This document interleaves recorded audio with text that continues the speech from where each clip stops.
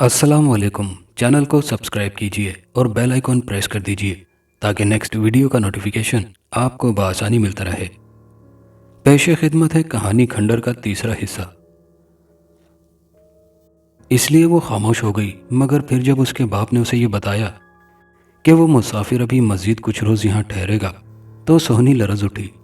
फिर उसने अपने बाप को गुज़िश्ता रात वाले खौफनाक वाक़ये के बारे में साफ साफ बता दिया, मगर बाबा तो मान ही नहीं रहा था।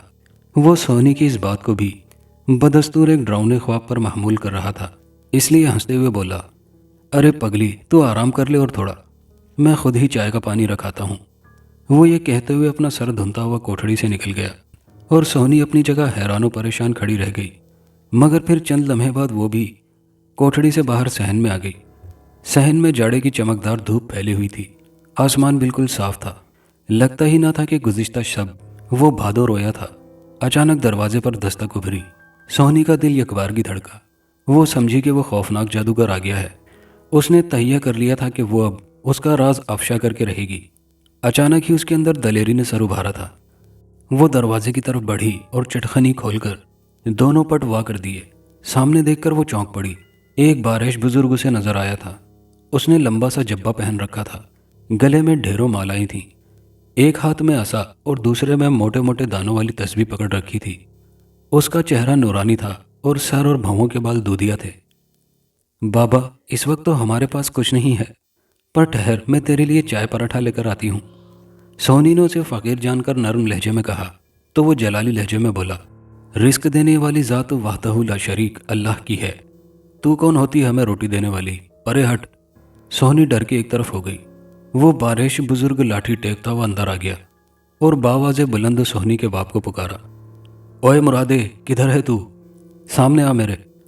सोहनी उसकी जुबान से अपने बाप का नाम सुनकर चौंके बिना न रह सकी, क्योंकि उसके बाप का नाम मुराद खान था। वो बारिश बुजुर्ग की आवाज़ सुनकर जल्दी से सहन में आ गया। फिर उसे देखकर उसका चेहरा फरते अकीदत से खिल उठा। वो बड़ी अकीदत से बोला, बाबा कमाल शाह, आप यहाँ मेरे गरीब खाने पर? ओए मुरादे, क्या यहाँ तूने किसी खबीस शैतान को पनाह दे रखी है? बाबा कमाल शाह ने पुरजलाली लहजे में उसे घूर कर बोला, नहीं तो मैं भला ऐसी क्या कैसे जुर्रत कर सकता हूँ? मुराद हैरत से बोला। अलबत्ता सोनी बाबा कमाल की बात सुनकर ज़रूर चौंकी थी और उसका सीधा ख्याल उस पुरस्रार मुसाफिर की तरफ चला गया था। ओए मुरादे, मैं ऐसे ही रखा वाली से मीलों का सफ़र करके यहाँ लड्डू खाने नहीं आया हूँ। हमने आलम वजद में एक खबीस शैतान को इधर तेरे घर में देखा है। हम खुद उसके ताकुब में हैं। अच्छी तरह सोच कर बता। मैं कसम खाने को तैयार हूँ बाबा कमाल शाह, यहाँ कोई शैतान नहीं आया है। मेरा घर तेरे सामने है, तुझे नजर आता है तो ढूंढ ले। मुराद बोला, तू सही कह रहा है। बाबा कमाल शाह ने एक पुरतमानियत हुंकारी भरते हुए यकीन तलब लहजे में पूछा तो सोहनी के बाप मुरादे ने सर हिला दिया। अच्छा ठीक है, फिर वैसे होशियार रहना। वो इधर किसी ना किसी दिन आएगा ज़रूर। वो जब भी आए मुझे खबरदार कर देना। मैं अभी गांव के पेश इमाम के हुजरे में ठहरा हुआ हूँ। वो खबीस शैतान एक ज़बरदस्त साहिर है, बाबा कमाल शाह बताने लगा। वो दोनों बाप बेटी हैरान और परेशान उसकी गुफ्तगू सुनने में महव थे। उस खबीस साहिर का नाम जगदीश है। उसे अपने काले इल्म के लिए एक ऐसी हसीन और जवान लड़की की रूह दरकार है जो उसके काले इल्म के मुताबिक पूरनमाशी के वक्त पैदा हुई हो। और तेरी बेटी सोहनी ने पूरनमाशी की रात को ही जन्म लिया था, इसलिए तू होशियार रहे। सोहनी ये सुनकर लरज उठी। उसका बाप मुराद परेशान हो गया। वो हकलाते हुए बोला, मगर बाबा कमाल शाह, 14वीं की रात यानी पूरनमाशी में सिर्फ एक मेरी बेटी ही तो पैदा नहीं हुई होगी। फिर वो खबीस मेरी मासूम सोहनी के पीछे क्यों पड़ेगा? ओ नादान, उस खबीस शैतान जगदीश के काले इल्म के मुताबिक एक ख़ास पूरनमाशी को पैदा होने वाली लड़की ही पूर्णमाह कहलाएगी, जिसके बाएं कंधे के ज़रा नीचे एक चांद के बराबर का गोल सियाह दाग होगा। वो तेरी बेटी के कंधे पर इस वक्त उभर आया है। बाबा कमाल शाह के अल्फाज बिजली बनकर दोनों बाप बेटी के सर पर टूट कर गिरे थे। मुराद परेशान हो गया। सोनी सहम कर रह गई। उसने तो कभी पीछे मुड़कर अपना कंधा देखा ही नहीं था आज तक। तो क्या मेरी बच्ची सोनी पूरनमाह है? मुराद एक नज़र अपनी हैरान परेशान खड़ी बेटी सोनी पर डालते हुए बाबा कमाल शाह से लुकनत ज़दा लहजे में बोला, हाँ, तेरी बेटी उस खबीस जगदीश के काले मंदिर के हिसाब से पूरनमाह है।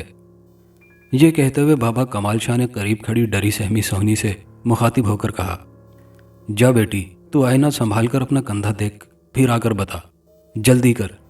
सोनी बेचारी तो काटो बदन में लहू नहीं के मिसदाक फौरन अपनी कोठड़ी में आई।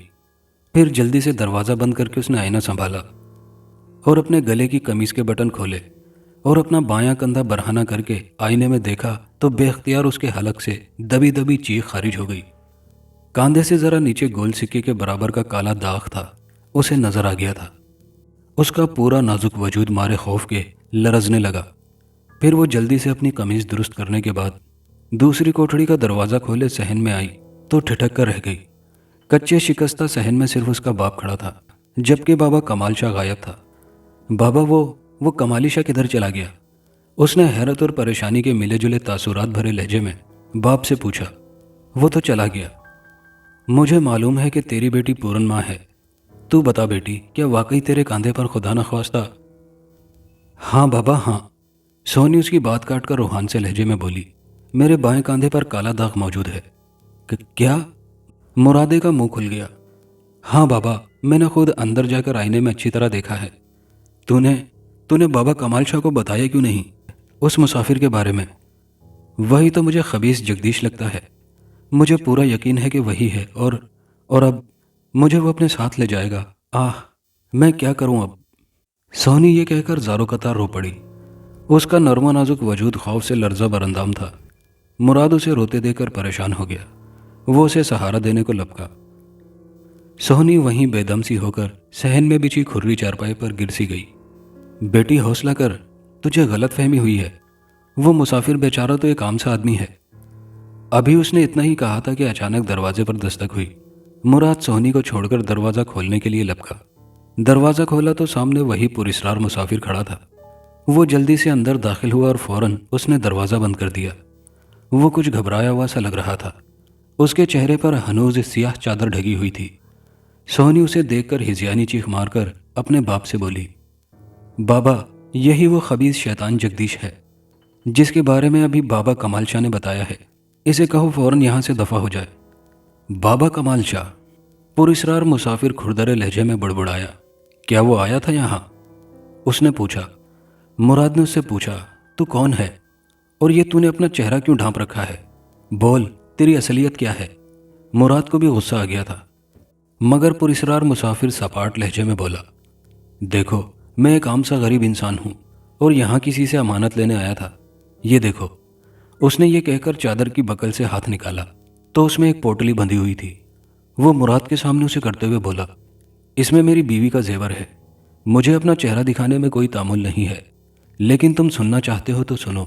वो लम्हा भर तवक्कुफ के बाद बोला, मुझे कोढ़ है और सबसे पहले कोढ़ ने मेरे चेहरे पर हमला किया, जो इंतहाई भयानक हो गया है। मैं यहाँ एक हकीम से अपना इलाज करवा रहा हूँ।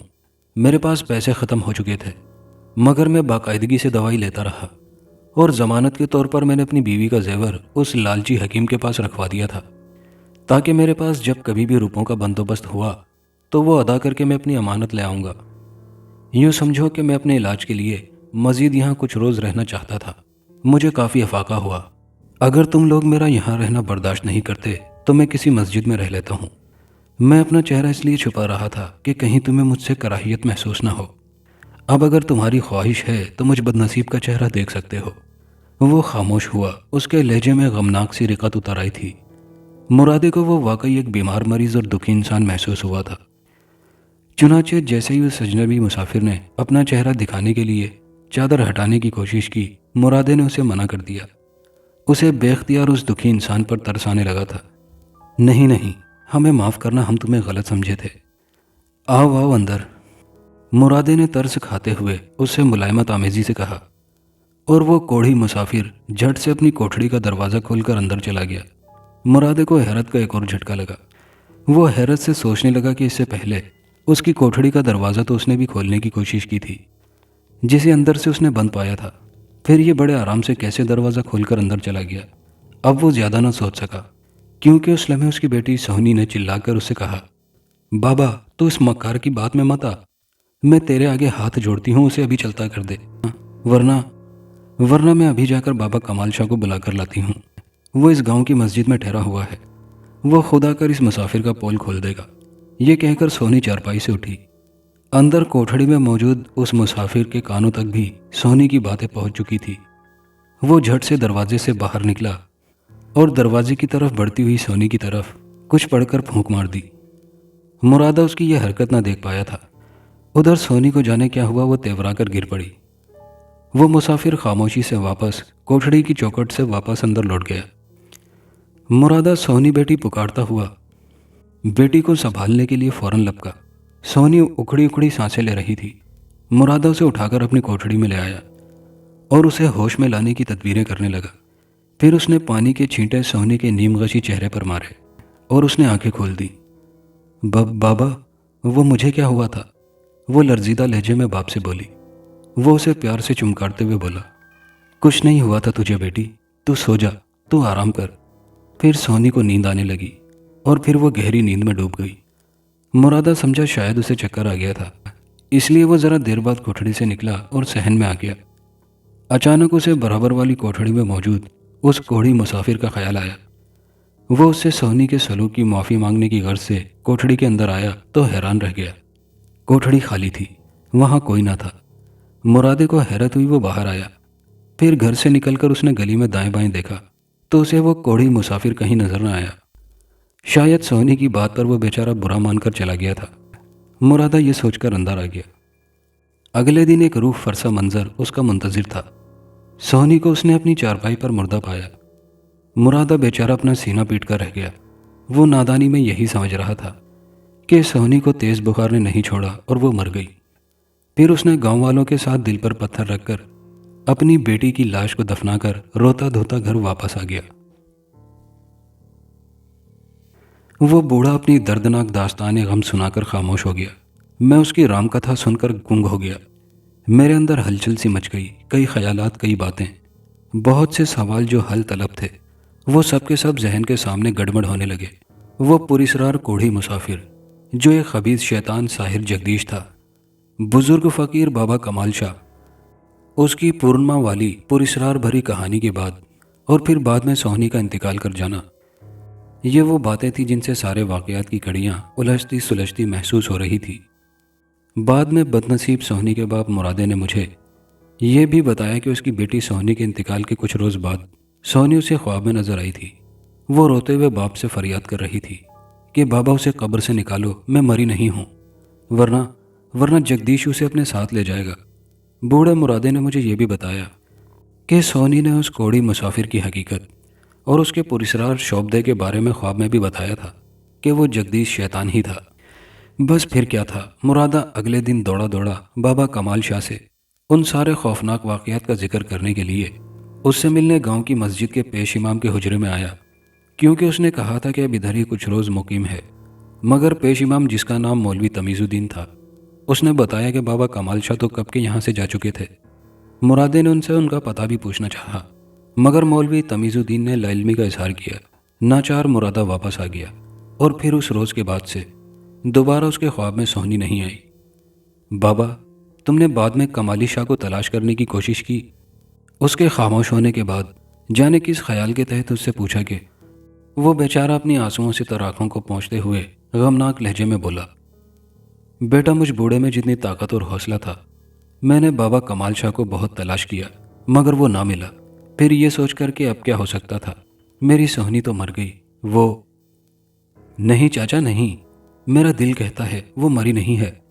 मैंने उसकी बात काटकर पुरजोर लहजे में उससे कहा, मुझे पूरा यकीन है कि सोहनी जिंदा है और उस मरदूद शैतान जगदीश के कब्जे में है, क्योंकि सोहनी ने ख्वाब में मुझे सारी हकीकत बयान की है।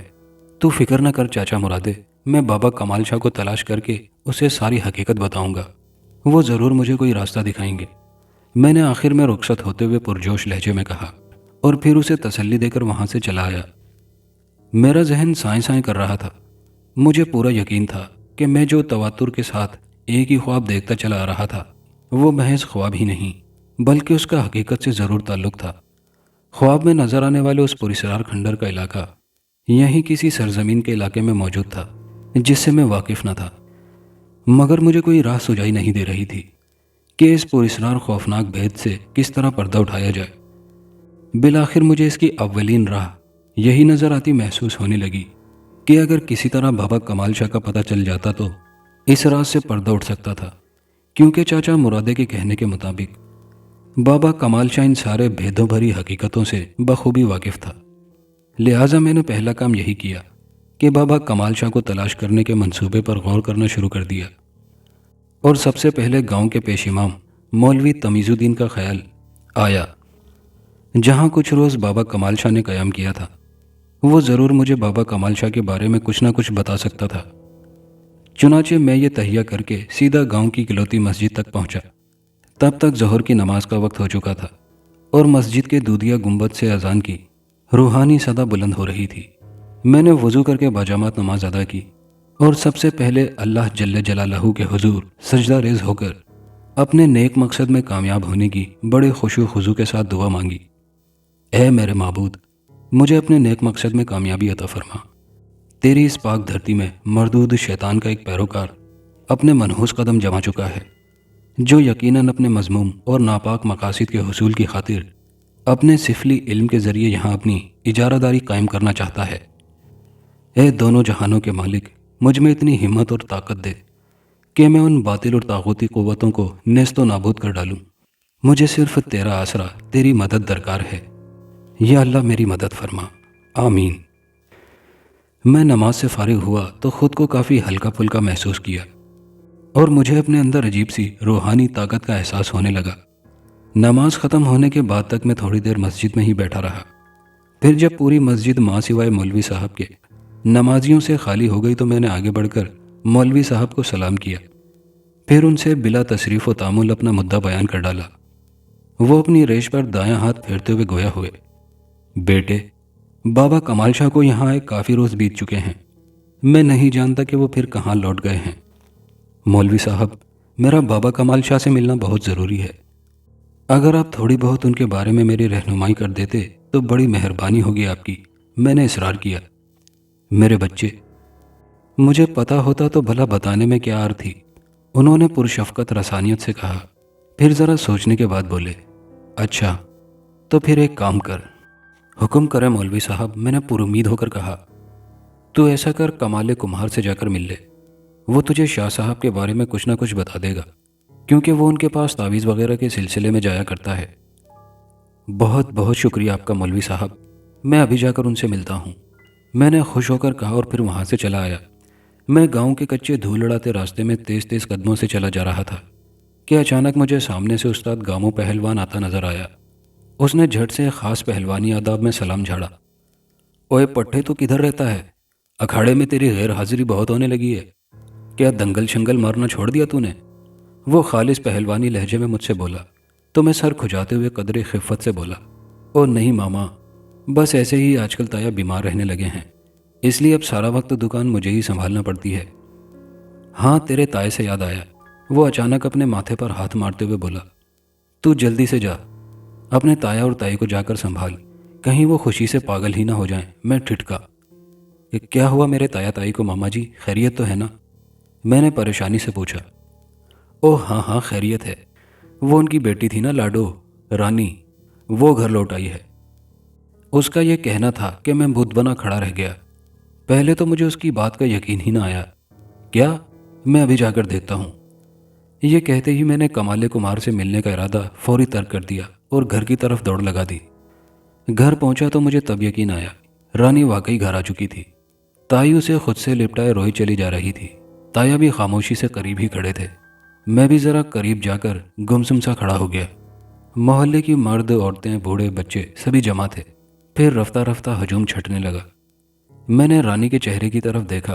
वो बिल्कुल भली चंगी थी। न उसके चेहरे पर घर से इतने रोज़ की दूरी की कोई गम अंगेज़ी का तासुर था और ना ही अपने घर लौटाने की खुशी की रमक। बिल्कुल सपाट चेहरा था, हर किस्म के तासुरात से आ रही। मगर मैंने जब आगे बढ़कर उससे मुखातिब किया, रानी तू कहाँ चली गई थी इतने दिन? पता है तेरी वजह से हम सब किस कदर परेशान रहे हैं। तो वो अजीब महकान की अंदाज में गर्दन मोड़कर मेरी तरफ देखने लगी। फिर उसके लबों पे इर्ताश सा उभरा। वो गोमगू के आलम में बोली, पता नहीं मैं किधर चली गई थी। मुझे कौन ले गया था? कहाँ ले गया था? अरे दानिश, तू तो चुप हो जा।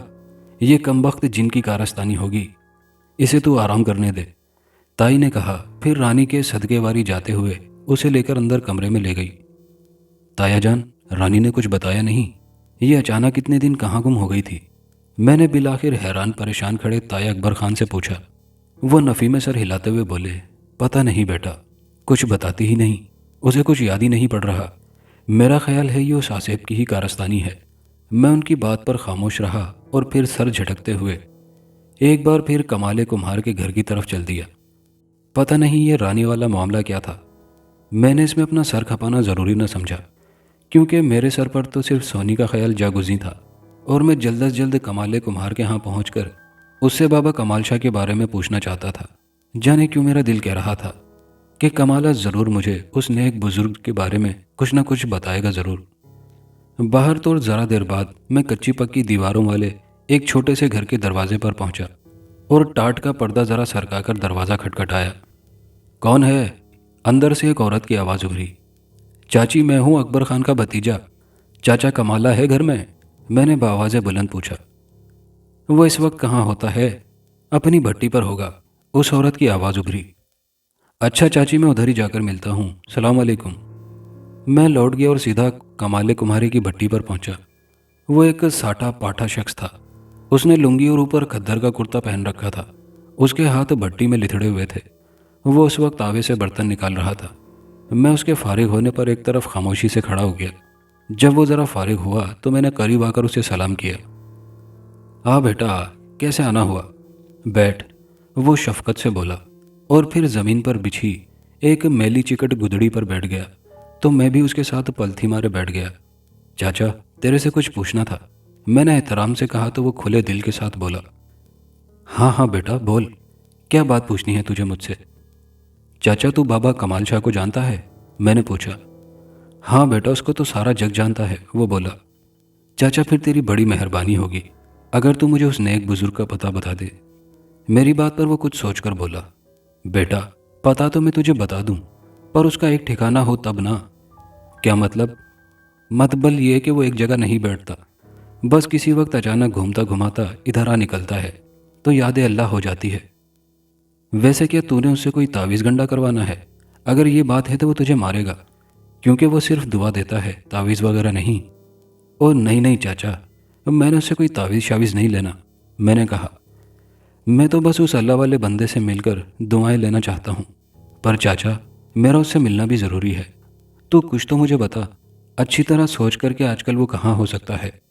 मैंने आखिर में बड़ी मिन्नत समाजत वाले अंदाज में उससे पूछा था। वो कुछ सोचने लगा, फिर बोला, वैसे काफ़ी रोज़ पहले वो आया तो था यहाँ। बड़ी बड़ी अजीब अजीब बातें कर रहा था। इस बार तो कह रहा था कि मुझे इस इलाके की ज़रूरत है, यहाँ कोई खबीस शैतान घुस आया है, मुझे उसे तलाश करना है। तू ऐसा कर, पीर बाबा के टिब्बे पर चला जा, हो सकता है वो तुझे वहीं मिल जाए। मगर चाचा, मुझे तो पीर बाबा के टिब्बे का नहीं पता वो कहाँ है, मैंने उठकर पूछा। मैं तुझे बताता हूँ, यहाँ से बहुत दूर, वहाँ तक पहुँचते पहुँचते तो तुझे रात आ लेगी। तू बता तो सही चाचा, मैं सुबह तड़के निकल जाऊँगा। मैंने बेचैनी से पूछा। वो बताने लगा, गांव के मशरिक में जिधर नहर है, उसकी टाली वाली पुली पार करेगा तो तुझे कच्चे में एक बलखाती पगडंडी नजर आएगी। तो उस पर चलते जाना। आगे एक छोटी सी जोगियों की बस्ती आएगी, उसके बाद चटियल मैदान और बंजर वीराना शुरू हो जाएगा। बाद में फलाही और झुंड के घने दरख्तों का एक छोटा सा जंगल नजर आएगा। उसे पार करते ही तुझे बिल्कुल सामने एक ऊंचा टीला नजर आएगा। तो समझ जाना, यही पीर बाबा का टिब्बा है। तेरी बड़ी मेहरबानी चाचा। अच्छा, अब मैं चलता हूँ, रब रखा। मैं उसका शुक्रिया अदा करके वापस लौटा। मैंने सुबह तड़के जाने का इरादा बांध लिया था। घर आकर मैंने ताया से कह दिया कि मुझे कल सुबह करीब के गांव में दोस्त की शादी पर जाना है, इसलिए सुबह को दुकान पर वो चला जाए। ताया की तबीयत अब काफ़ी बेहतर थी। कमाले कुमार ने मुझे बताया था कि पीर बाबा का टिब्बा कोस के फासले पर था। अगरचे पैदल तो मैं जा सकता था, मगर आने जाने में शाम हो सकती थी और थकावट अलग। मगर मेरा मसला यह था कि वहाँ कोई सवारी ही नहीं जाती थी, कोई लारी वैगन कुछ भी नहीं। अचानक मुझे ताया की उस पुरानी साइकिल का ख्याल आया, जिसके अगले पिछले दोनों पहिए पंक्चर हो चुके थे। उसकी कोई ख़ास ज़रूरत भी नहीं पड़ा करती थी, इसलिए उसे एक कोने में फेंक दिया गया था। मैंने सोचा अगर उसे पंक्चर वगैरह लगवा दिए जाएं तो ये कारआमद हो सकती थी। क्योंकि उसमें कोई बड़ी खराबी ना थी। बस फिर क्या था, मैंने उसे कल के काम के लिए अभी से कारआमद बनाने का फैसला किया और साइकिल को खूब धोकर साफ किया। फिर उसे साइकिल वाले के पास ले गया। उसने 5 रुपये फी पंक्चर के लिए और 5 रुपये अलग से मजदूरी के। मैंने उसे झट से 15 रुपये निकाल कर पकड़ा दिए। उसने दोनों पंक्चर लगा दिए थे। जो थोड़ा बहुत उसमें मरम्मत का काम था वो भी दुरुस्त कर डाला था। मैं साइकिल पर सवार होकर घर पहुंचा तो रात हो चुकी थी। मैंने साइकिल सहन में कोने में स्टैंड पर खड़ी की। फिर रोटी वगैरह खाकर अपने कमरे में आकर चारपाई पर लेट गया। ज़रा देर गुजरी थी कि मुझे अपने कमरे के दरवाजे पर आहट सुनाई दी। मेरे कमरे का दरवाज़ा बंद ज़रूर था, मगर मैं उसे कुंडी नहीं लगाता था। मैंने सोचा कोई पानी वगैरह पीने या रफ़ा हाजत करने के लिए उठा होगा, मगर उस वक्त मैं चौंके बगैर न रह सका जब किसी ने मेरे कमरे का पूरा दरवाज़ा खोल दिया। वो रानी थी, अपने हाथ में दूध का गिलास लिए खड़ी थी। तूने दूध नहीं पिया आज? क्या ऐसे ही सो गया है शोके? रानी ने अंदर आकर मुझसे दिल लुभाने वाली मुस्कुराहट के साथ कहा। बेचारी को मेरा कितना ख्याल था, मैंने सोचा। मैं वाकई आज दूध पीना भूल गया था। ताहम मुझे उसका यूं रात के पहर कमरे में आना मुनासिब न लगा था। अगर ताया ताई उसे मेरे कमरे में देख लेते तो ना जाने क्या सोचते, मगर मैंने उसका दिल भी तोड़ना खिलाफ तहजीब समझा। चुनाचे मैंने जबरन मुस्कुराते हुए उससे दूध का गिलास ले लिया और उससे बोला, मैं पी लूंगा, तू अब जा। वो अड़ गई, ठुनक कर बोली, नहीं अभी भी मेरे सामने, नहीं तो तू दूध पिए बगैर ही सो जाएगा। अजीब हटेली लड़की थी ये, मैंने जिच होकर सोचा और फिर दूध का गिलास अपने होंठों से लगा लिया। वो मेरे सामने खड़ी बगौर मुझे दूध पीता तके जा रही थी। दूध का गिलास खत्म करके मैंने जब उसे खाली गिलास थमाया तो मैंने देखा रानी ने बेख्तियार एक आसूदा सी सांस ली थी। फिर वो मुझे मखमूर निगाहों से तकती हुई वापस चली गई। मैं सर झटक कर चारपाई पर लेट गया। दूध पीने के साथ ही एक अजीब बात हुई। वो ये कि थोड़ी देर पहले मुझ पर जो नींद का गलबा था वो दूध पीने के बाद जाता रहा, बल्कि अब उसकी जगह एक अजीब सी बेनाम बेचैनी ने ले ली थी। मैंने बार बार करवटें बदल कर सोने की कोशिश की, मगर बेसूद। नींद तो जैसे आंखों से कोसों दूर हो चुकी थी। मुझे ताज्जुब हुआ, अभी थोड़ी देर पहले तो मेरी आंखें नींद से बोझल हो रही थी, फिर अचानक ये बेख्वाबी कैसी हो गई थी। थोड़ा मजीद वक्त बीता तो मुझे अपने अंदर अजीब सी सरूरामेज कैफियत का एहसास हुआ। मेरी आंखों के सामने बार बार रानी का चेहरा गर्दिश करने लगा। मुझे हैरत भी हुई कि या अल्लाह ये क्या माजरा था। मैं तो रानी की तरफ उस नज़र से आंख उठाकर भी नहीं देखता था, फिर क्यों मेरा दिल आखिर उसकी तरफ मुल्तफित होता महसूस हो रहा था। कहीं उसने मुझे दूध में कोई तावीज़ घोलकर तो नहीं पिला दिया था। मैंने परेशानी से सोचा और फिर रानी के दिलो दिमाग में बार बार पैदा होने वाले सरूरा में इस तसव्वुरात से निजात हासिल करने के लिए एक बार फिर सोने की कोशिश करने लगा। रात दबे पांव सरक रही थी, हर सू गहरा सन्नाटा तारी था। मैं चारपाई पर लेटा हुआ था। कमरे में लालटेन की मध्यम रोशनी लरजने लगी। मेरी चारपाई का साया दीवार पर मुर्ताइश था। फिर मैंने एक ताजुब खेज मंजर देखा। मैंने अपनी चारपाई पर से अपने ही साए को उठते देखा, जबकि मैं खुद चित लेटा हुआ था। मैंने भी बेख्तियार उठने की कोशिश की तो मैं अपने वजूद के हिस्से को 1 इंच भी नहीं हिला सका। मारे दहशत के मेरा दिल बुरी तरह धड़धड़ाने लगा। मैं पुश्त के बल चारपाई पर लेटा तिरछी नज़रों से दीवार पर लर्जा अपने साए को देखने लगा। लालटेन की मध्यम लो अब तेजी के साथ लरसने लगी थी। मेरी खौफजदा नज़रें दीवार पर लरसते अपने ही साए पर जमकर रह गई थीं। तब फिर मैंने उस साए की हैयत बदलते हुए देखी। मेरा सारा वजूद पसीने से तरबतर हो गया था, क्योंकि वो साया अपनी हैयत बदलते बदलते एक चौपाई में तब्दील होने लगा। मेरा खौफ के मारे बुरा हाल था। मैं चारपाई पर उठकर बैठा था। फिर अचानक साए ने जस्त भरी। अगले ही लम्हे एक बदहैयत गैर इंसानी मखलूक को देखकर मैं लरज उठा। ये वही एक आंख वाले इंसानी सर का चौपाया जगदीश था, जो अब अपनी एक आंख से मुझे घूरे जा रहा था। उसका रीछ जैसा बालों भरा वजूद इस छोटे से कमरे में पहाड़ जैसा लग रहा था। ये वही बदबख्त खबीस शैतान था जिसने सोनी जैसी शहजादी लड़की को अपनी जादू नगरी में कैद कर रखा था। सोनी का ख्याल आते ही मैंने हैरत अंगेज तौर पर जुर्रत से काम लिया और दिल ही दिल में अल्लाह को याद करने लगा और विर्द शुरू कर दिया। तब भयानक और मकरू सूरत जगदीश गुर्रा कर बोला, ओए बालक, सोनी का ख्याल अपने दिमाग से निकाल दे, वरना तुझे भी ले जाकर उस खंडर में बुत बना दूंगा। कुरानी आयत का विर्द करने के बाद अब मैं अपने अंदर अजीब सी रूहानी कुव्वत महसूस करने लगा था। चुनाचे में अपने खौफ पर काबू पाते हुए उस अकलौती अंगारा आंख को घूर कर बोला, ओ खबीस शैतान, बहुत जल्द मैं तेरा खात्मा करने वाला हूँ, दफा हो जा यहाँ से। मेरे गुस्सीले लहजे पर उसका मकरू चेहरा तेज से मजीद सुर्ख हो गया। तब उसने एक हौलनाक चिंगाड़ मारी और घुराकर मुझ पर झपटा मारने की कोशिश की। मैं बेख्तियार बेचैनी में चीख मारकर चारपाई पर सरक गया। वो अगली दोनों टांगे चारपाई की पांति पर टिकाकर एक आंख से मुझे घूरकर बोला, अरे बालक, तू क्यों अपनी जान का दुश्मन बन रहा है? तू नहीं जानता मैं कौन हूं? और तू कमाली शाह से मुलाकात करने किस लिए जा रहा है, यह भी मैं अच्छी तरह जानता हूं। मैं कहता हूं दफा हो जा मर्दूद यहां से। यह कहकर मैं एकदम चारपाई पर खड़ा हो गया। दीवार पर आयतल कुर्सी का एक तोगरा आवेजा था। मैंने जल्दी से उसे उतारकर अपने दोनों हाथों में पकड़कर चूमा और सामने कर दिया। जगदीश ने एक भयानक चीख मारी और फिर जल्दी से वो साया बनकर दीवार में गायब हो गया। अब हर तरफ सन्नाटा तारी था। मेरी सांसें फूली हुई थीं। ठंड के बावजूद मेरा पूरा वजूद पसीने से शराबुर हो रहा था। मेरा ख्याल था कि मर्दूद जगदीश के चिंघाड़ने पर ताया ताई जाग कर दौड़े आएंगे, मगर काफ़ी देर गुजर गई, कोई ना आया। मुझे हैरत हुई कि ये लोग इतनी गहरी नींद में डूबे हुए हैं। मैं उठकर कमरे से बाहर आया। सहन वीरान था। ताया ताई के कमरे का दरवाज़ा बंद था। अचानक बराबर वाले कमरे का दरवाज़ा खुला। रानी खड़ी भेदों भरे अंदाज में मेरी तरफ देखकर मुस्कुरा रही थी।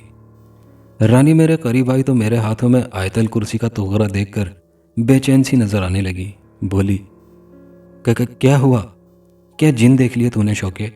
हाँ, मैं धीरे से बोला। क्या तूने थोड़ी देर पहले किसी जानवर की चिंगाड़ नहीं सुनी? मैंने उससे पूछा। नहीं तो, वो बोली, फिर मुस्कुराई। तूने ज़रूर वही डरावना ख्वाब देख लिया है। ये क्या, तू तो पूरा पसीने से भीगा हुआ है। चल अंदर और इसे दीवार पर आवेजा कर दे। वो बोली, फिर मेरे कमरे की तरफ बढ़ी। मैं भी उसके पीछे चला आया। फिर वो बेचैनी से बोली, इसे दीवार पर तो लगा दे। मुझे हैरत हुई कि वो आयतल कुर्सी के तोगरे को मेरे हाथ में देखकर कुछ घबरा सी रही थी। बाहर तो जब मैंने उसकी तरफ आयतल कुर्सी का तोगरा बढ़ाते हुए ये कहा कि तुम इसे दीवार पर लगा दो, तो वो यूं बिदक कर पीछे हटी जैसे उसे बिच्छू ने डंक लिया हो। हाँ, नहीं, मैं इसे हाथ नहीं लगा सकती। तू इसे जल्दी से दीवार पर आवेजा कर दे शौके, वो मिन्नत करने वाले अंदाज में मुझसे बोली।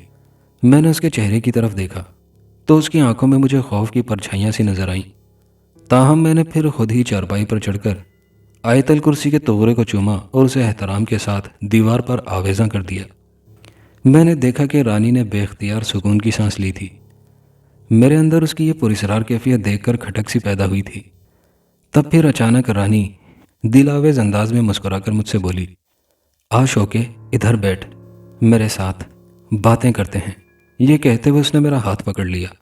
मैंने उसके गुदाज हाथों का लम्स महसूस किया तो मेरा दिल बेतरह धड़कने लगा। हालांकि इससे पहले वो मुझे छूती भी थी तो मैं बिदक कर उसका हाथ झटक दिया करता था, मगर अब ना जाने क्यों मुझे अपना दिल उसकी तरफ मुल्तफित होता महसूस हो रहा था। मैंने खुद पर काबू पाए रखा। ये शायद उस दूध का असर था जो रानी ने जिद करके ज़बरदस्ती अपने हाथों से पिलाया था। क्या उसने कोई तावीज़ घोल कर पिलाया था मुझे? मैंने सोचा जाने और कितने तावीज़ इसने मुझे पिलाने थे, इसलिए अब मैं मोहतात होना चाहता था। ये कहानी अभी जारी है। कहानी का बकिया हिस्सा नेक्स्ट वीडियो में मुलाहिजा कीजिएगा। और अगर आप चैनल पर नए हैं तो चैनल को सब्सक्राइब कर लीजिए। शुक्रिया।